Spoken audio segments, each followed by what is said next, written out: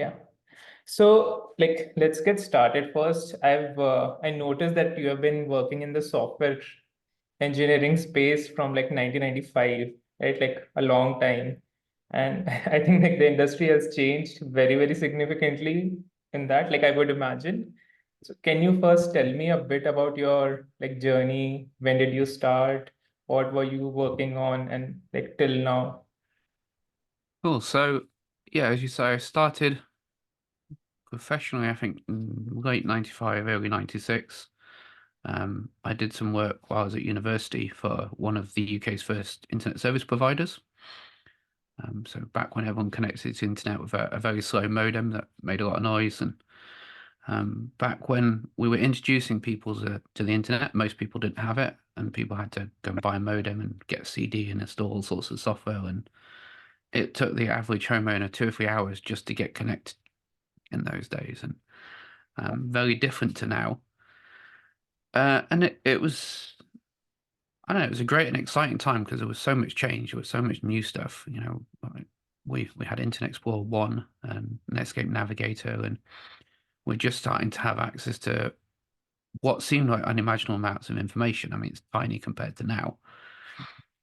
Um, so I kind of remember when Amazon first came to the UK, and it was amazing because when I'd gone to bookshops in the past to go and buy a software engineering book, there might be a small shelf with half a dozen books and a pretty limited choice. And if you wanted a book, you might order it and it'd take a month to come. And Amazon appeared and I think had like 200 or 300 software engineering titles, and it just seemed like an unimaginable quantity at the time. So I did work for that ISP for a few months over university holidays, and then I worked for a very traditional engineering company and experienced kind of VAX, VMS fairly early. I think there were mini computers, learned a bit of C on there. Then starting to get involved in more stuff. And then by the time I graduated in 1998, people were actually building stuff on the internet, and we just started doing that. And my career progressed doing a few different things then, from railway signaling systems to embedded software and a variety of things until 2001. I set up my first business and did that for a few years, doing software development consultancy. Accidentally fell into building a couple of kind of dot-com businesses a bit late after the dot-com boom. And then I've done a variety of things working for different businesses, partly in finance, partly in kind of AI and network optimization, data engineering, most recently, using everything from C to Visual Basic, PHP, Perl, Python, a little bit of Rust, more recently a bit of Go. So it's been a huge variety of different things, and seeing things go from back in 1998. I remember a guy sat next to me spec up per server for one of the early e-commerce things we were going to build, and this was about £1 million server, and it had like 500 megabytes of storage on the disk, and that was several £100,000 worth of disk drive. And we were talking of servers at the time that had like a Pentium 60 equivalent CPU, and so I think 64 megabytes of RAM. And now your phone's got way more than that. It's just environment's changed so much, and it's so much better, and it's great now having fast internet access and the amount of information we've got. Nice. And like when you started your consulting business, so what type of clients would you find? What would be like those, which companies required software consulting at the time? There were loads of businesses that did, but being a software engineer and an introvert, and I think like many software engineers, I dreaded the idea of sales. Hmm. So Yeah. we really struggled for our first year. We struggled to sell to anyone. We struggled to get out there and pitch it. So we ended up with a series of small businesses that wanted bits and pieces. And after a year or so, we were close to giving up. And at that point, um, spent a bit of time reading a lot about sales, learned a bit more about it, learned that it's not any of that image you have of trying to convince an Eskimo that he needs to buy ice. It's about going to talk to people and understand their problems and finding out what issues they're facing, and then hopefully explaining how what you do will help them and solve their problem. So we learned to do that, and we learned to start having those conversations and just talking to people and understanding their problems. we turned it around, and then we started finding we had businesses that were more blue chip, that had real software development issues to face. And we had a few, say, sort of blue chip companies that were doing reasonably well for. But then we pivoted. My business partner decided he wanted to go and do something else, got married, went off and did other things. So I did an MBA, got married also, and moved back into a more traditional career, shall we say. And since then, I've been doing mostly a mixture of consulting, contracting for my own business, or permanent roles with larger companies. Got it. And what was your motivation to do an MBA? I worked with a guy in 2002 who did one, and I was talking to him when he applied, and he was leaving the company we worked for to move to the US and do it. And it sounded really interesting. I thought, as I'd recently started my own business at the time when we talked, I thought I should learn a bit more about business as I was trying to get one off the ground. And that's partly why I led to it. I'm not really sure that it helped too much on the business side, because it's probably more applicable to working in a large corporate in more of a management function. But what I did really enjoy is going through the master's process. There was far more focus on critical thinking, far more focus on how do you dig into a research paper, how do you read a research paper, and I found that incredibly useful. And that's been the useful bit for then going back and getting hold of computer science papers and getting hold of other information that would be more useful to us. Got it. Would you advise it to software engineers to do an MBA? Do you think that makes sense in today's environment? And if they are considering, what will it help them at? I probably wouldn't advise them to do one. Um, there's, I think there's a certain stigma within the software world that we regard MBAs as suits that bean counters. Um, I think, I mean, not to knock it, I learned some useful things, and I really enjoyed the marketing, and I found I enjoyed corporate finance far more than I expected, and that's quite useful knowledge. So the bigger context of how a business works and why some of the things are the way they are, like understanding corporate treasury and investment decisions and investment criteria, are quite useful. Hmm. But I think, like I say, the main thing for me, and probably the advice I'd give to most software engineers, is push that study further. If you've got the chance and the opportunity, perhaps pursue a master's.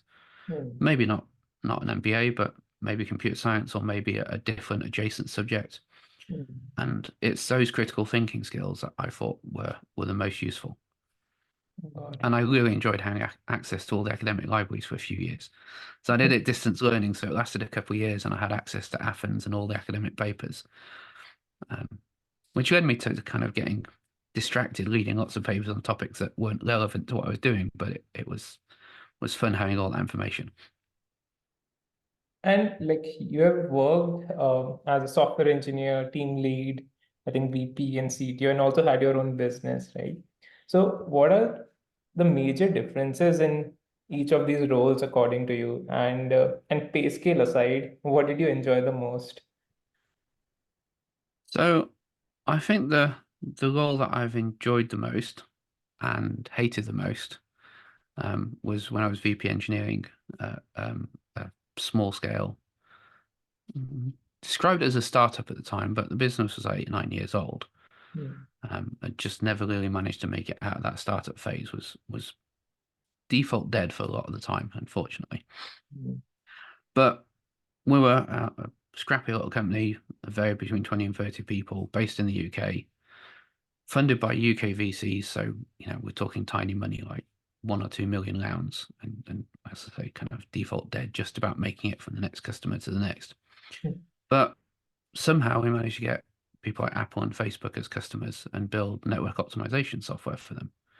So seeing the software that we built as a tiny company being deployed by and presented at some of the conferences by Facebook, being used by Apple, getting it in some of the global carriers like BT and Level 3, and some of the really interesting challenges we solved there around using kind of machine learning optimization and a little bit of neural networks to solve some of those problems was really, really fun. They were very challenging technical work, and at the same time, I was getting exposed to some amazing engineers in Silicon Valley. Mm. And they were very challenging to work with in that good way where they pushed us and were very difficult, but it really stretched us and was a huge learning opportunity. Got it.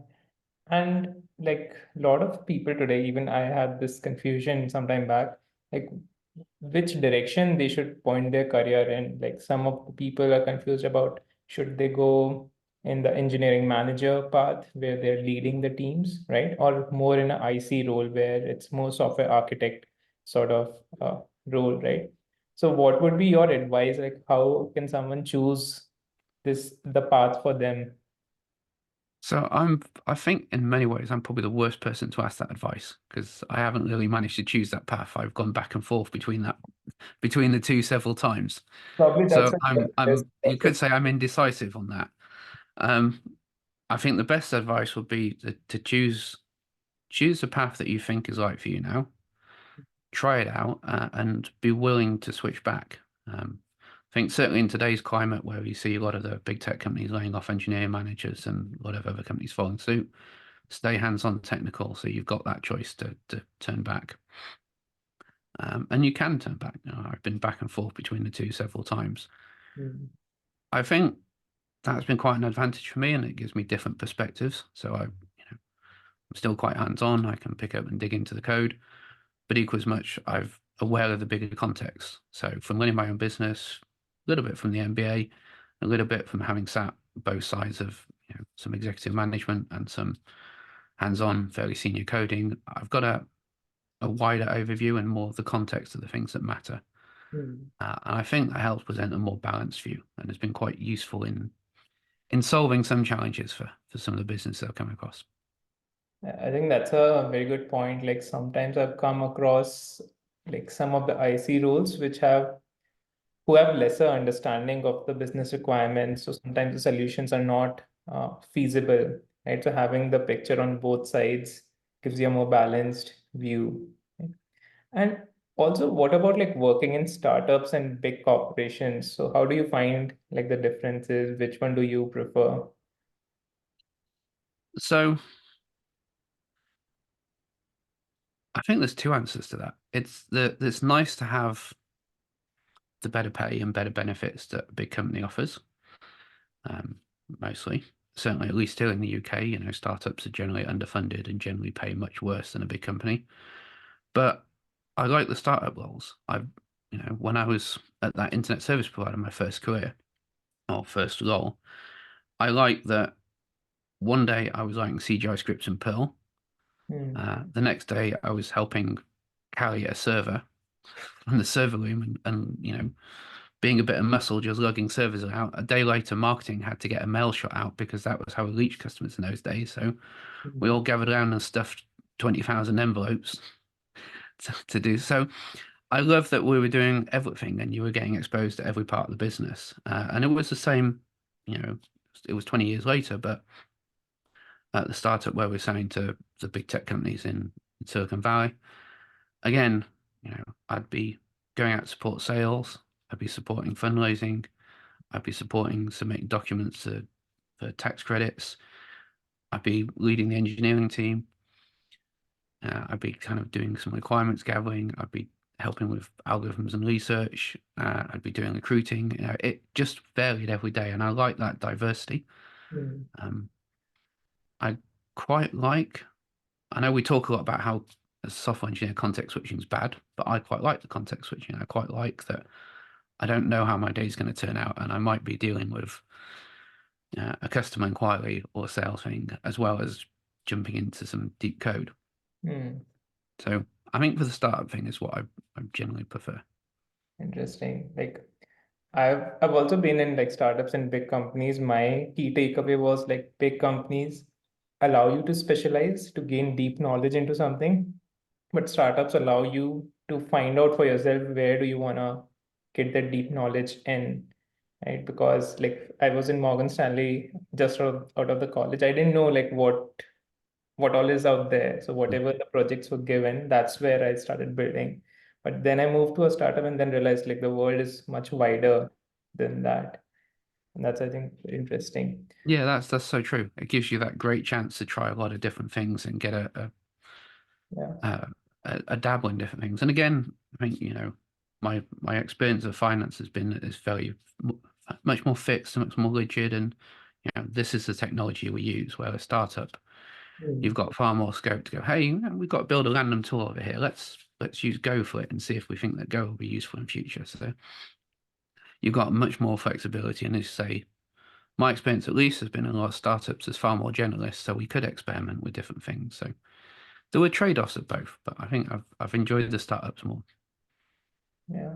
And one more very interesting thing which I found was like coding challenges. I've gone through quite a few of them. And Cool. but before that, and those are very good. But before jumping into that, I wanted to know the motivation behind it. Like as you mentioned in the call, like you were a more introverted, shy, sort of maybe not shy, but an introverted person, as am I. And I think very typical in the software engineering space, right? So what motivated you, and like did you face any inertia in starting this? Did you face any pushback or some mental blockages in starting this? With coding challenges, no. I I was learning Rust about 18 months ago. Got a few interruptions of that, and then was going through a bit more of that. And typically, when I've learned a programming language over the years, I've done some of these challenges. So, for example, the Huffman thing that I first did in 1998, I think. I used it to learn C, Mm. and we'd done Huffman encoding at university, I think in 96, 97, but I think we did it in Pascal then. So when I got down to really learn C and deepen my knowledge of it, I did the Huffman coding one in 1998. And I've since done it in a few different languages. There's an exercise to learn those languages. I was coming back to doing some of those exercises that I've done over the years again in Lust. I was talking to a friend and he said, you should share some of this approach sometime. And then I was also talking about how people approach a business, and I'm quite clear with the idea of creating MVP. Don't go and spend hundreds of thousands of dollars building a thing and then go, ta-da, it's here, and then realize that nobody wants it. Mm. Because again, in my first company in 2001, 2002, I saw a bunch of people get laid off in the telecoms crash and take their redundancy money, go Mm. and build a startup and invest 50, £100,000 of their redundancy payment and all of their savings, build a business, and then find that they couldn't sell or nobody wanted it, and they then bankrupt. And I found that heartbreaking to see. So when I read about lean startups and the idea of MVP, I've been very pro to that sense because I'm risk averse personally, but also I didn't want to see people going that. So I was making a post on LinkedIn. I suggested that people should test their ideas. So, and you want to do that as cheaply and quickly as possible and iterate. So, what's your hypothesis? How can you validate it as quickly as possible? So, I kind of joked to somebody that, okay, fine. I could test this, whether or not people are interested, by I can create a LinkedIn newsletter, say I'm going to do it, post it. If people are interested, I might get 1,000 subscribers by the end of 2023. Mm. I think I posted about it on Friday, and by Sunday evening, there were nearly 2,000 subscribers. Nice. So at that point, it's like, hey, if people are interested in this, so fine, I'll start sharing these exercises of what I've done. Mm. And it became way more popular than I expected. So that's great feedback. It's been really fun. I've built on that, and now it's evolving. I've had people ask me, well, wait, can you create a course on this? Can you provide us some tutoring on it? So I've created a few products, and it's kind of evolving into a business for me. Mm. And how do you see the vision for this? Do you want this to be like your full-time work? I think you're working as well right now, right? Like with I some am company. Do you want this to be your full-time role? Do you enjoy it, or do you think that it's good as it is? I would like to keep the challenges free and make them free, and I'd like to, I've set myself a goal of getting them up so that it reaches 1 million people, Hmm. and I'd like the coding challenges to be freely available to 1 million plus software developers. But as I keep getting asked by people to provide more in depth and some training around it, I'd love to turn that into a full-time business that I can focus on. Then I Hmm. can, if I can generate a living from it, I can focus more then on reaching that 1 million people, creating more value, and helping more people for free. So yeah, I would love it to go that way. Nice. Got it. And would you advise, like, again, young software developers to start writing online? What is the benefit that they can expect from it? Yeah, I absolutely would. I think everyone should start building their personal brand. The world is, let's step back from the world. Software development has become much more fragmented. When I started off, there were 3 or 4 common programming languages. There was a smaller pool of talent, but a big demand, and it was far more concentrated. Mm. Nowadays, there are programming languages that have been around 7 or 8 years that I've never even heard of. And I can probably list 30 or 40 programming languages off the top of my head, and I still find new ones I've not heard of. And then within each of those, there's different tech stacks. So there's a much bigger demand for software engineers now, but there's also a far more fragmented demand. And data scientist, data engineer didn't exist like 15 years ago. Mm. SRE is a very new role. DevOps becoming a role didn't exist 10 years ago either. Probably still shouldn't personally, but there we go. Um, DevOps is a practice, not a role. But as we get more fragmented and we get more of a diversity and there's more demand for specialists because you can't be a generalist across all of that huge diversity. I think it's going to be harder and harder to kind of stand out and be clear where you are, and it's going to be more important to be able to position yourself as, I am a front end developer with these technologies, and to demonstrate some expertise, particularly in a difficult market like now. So I think it's worth it for everyone to build a personal brand or whatever you want to call it and make themselves findable. And again, there's a huge difference in the job market. There's places like Meta and Google that pay very, very well, particularly in Silicon Valley. And then there's still the kind of mum and pop businesses that really don't. And there's the kind of enterprise middle ground in between. So what you're going to get out of this career and the exposure you're going to get and the learning you're going to get is depending on which one you get positioned for. And the better you can position your personal brand, the more likely you're going to have recruiters from the higher end of the market coming and finding you wherever you are in the world. Because again, the benefit of remote work and the benefit of this asynchronous work is we can start recruiting talented people from wherever they are. And I think the more that people can create that personal brand and stand out, the easier they'll be to find wherever they are. And we can have a fairer distribution of, meritocracy. It's never going to be perfect, but we can create better opportunities for people. And you're going to create better opportunities for yourself. Increase your surface of luck, I think, as James Clear put it. Yeah, I think like that is becoming quite evident and quite fast as well. Like few years ago, especially when I started my career, remote jobs weren't like this popular at all, right? But now Yeah. it's a achievable goal for a lot more people. And I think it's going to go in that direction further as well.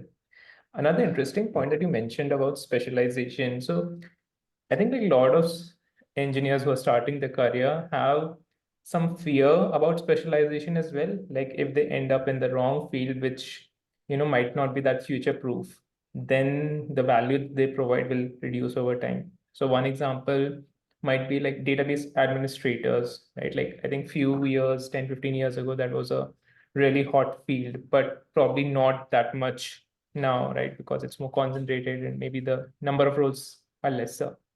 So how do you think like people can find what to specialize in? Are there some red flags, or how can they evolve and adapt in this sort of environment?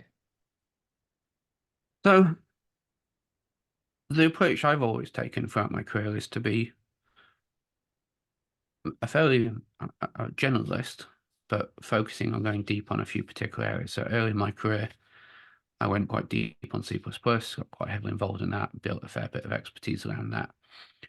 As I saw the market in the UK evolving, and I saw more interest in data engineering and Python, Mm. I was following that and taking opportunities to kind of involve Python in my work and develop that. And I transitioned into Python. Always had quite an interest in data, been quite data driven. So that was quite an interesting area to move into. So I've kept a view on the horizon. What's the job market doing? What's being talked about in the tech newsletters?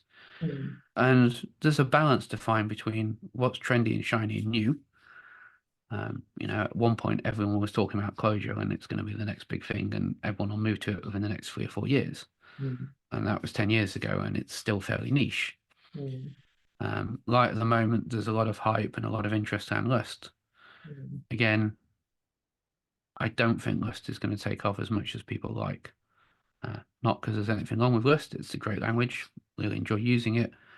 But it fits a niche of systems programming. And Mm. 25 years ago, yeah, a lot of software development was systems programming. Nowadays, there's probably just as much systems programming, but there's a lot more of everything else. Yeah. There's a lot more web development, and systems programming is, a much smaller niche. I don't think any language is going to grow to the scale that, say, C++ Yeah. or Python might have had in the past, or Java, because there are so many more languages now. There's so much more diversity of there's the problems that people are tackling. Mm. So I think that a lot more things are going to be more niche. Like say, systems programming was maybe 40% of development 30 years ago. Now it's maybe 5-6%.